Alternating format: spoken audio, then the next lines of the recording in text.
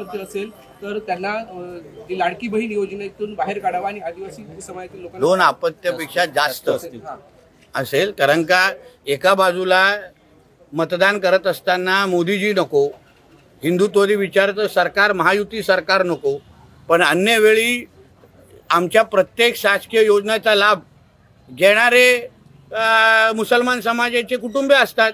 मग तुम्हाला अगर तुमचा धर्मच महत्त्वाचा असेल मग तुम्ही लाभ कशाला घेता? आणि मुख्यमंत्री लाडली बहीण योजनेमध्ये जे लाभार्थीची यादी आहे त्याच्यात बघितलं, त्याच्यामध्ये जास्त लाभार्थी हे त्याच संख्येचे दिसत आहेत।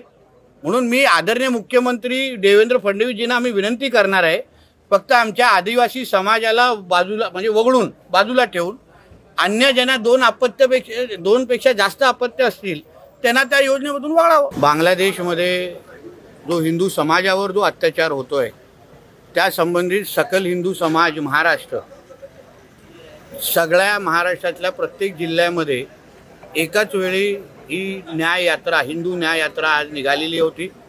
तशीच आमच्या सिंधुदुर्गामध्ये आज हिंदू समाजाने बांगलादेशमध्ये असलेल्या आमच्या हिंदू माता भगिनी आणि बंधूंसाठी त्यांचा आवाज बनण्यासाठी आणि त्यांच्यापर्यंत संदेश पोहोचवण्यासाठी की ते एकटे नाही आहेत, महाराष्ट्रातला सिंधुदुर्गातला हिंदू समाज हा त्यांच्याबरोबर आहे आणि त्यांच्यावर होणारे जे काही अत्याचार आहेत या सगळ्या गोष्टी आम्ही फार बारकाईने बघत आहोत।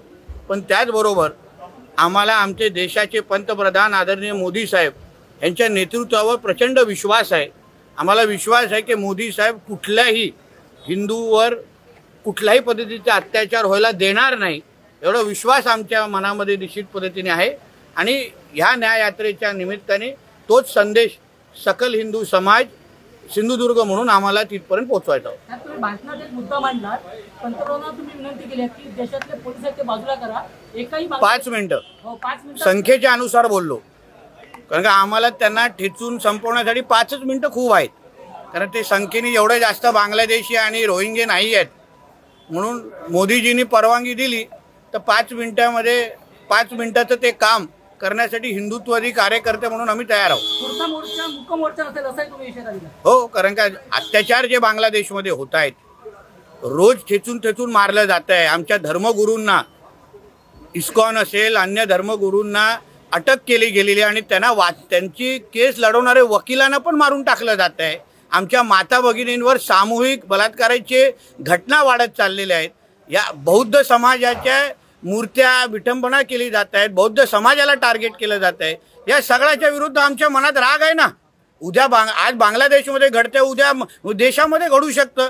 म्हणून या सगळ्याबद्दल एक संदेश गेला पाहिजे आणि म्हणूनच आम्ही ते वक्तव्य केलेलं आहे। भाषणामध्ये आपण असंही म्हटलं की दोन अपत्य असेल तर त्यांना ती लाडकी बहीण योजनेतून बाहेर काढावा आणि आदिवासी समाजातील लोकांना दोन अपत्यापेक्षा जास्त असेल। कारण का एका बाजूला मतदान करत असताना मोदीजी नको, हिंदुत्ववादी विचाराचं सरकार, महायुती सरकार नको, पण अन्य वेळी आमच्या प्रत्येक शासकीय योजनेचा लाभ घेणारे मुसलमान समाजाचे कुटुंबे असतात। मग तुम्हाला अगर तुमचा धर्मच महत्त्वाचा असेल मग तुम्ही लाभ कशाला घेता? आणि मुख्यमंत्री लाडली बहीण योजनेमध्ये जे लाभार्थीची यादी आहे त्याच्यात बघितलं, त्याच्यामध्ये जास्त लाभार्थी हे त्याच संख्येचे दिसत आहेत।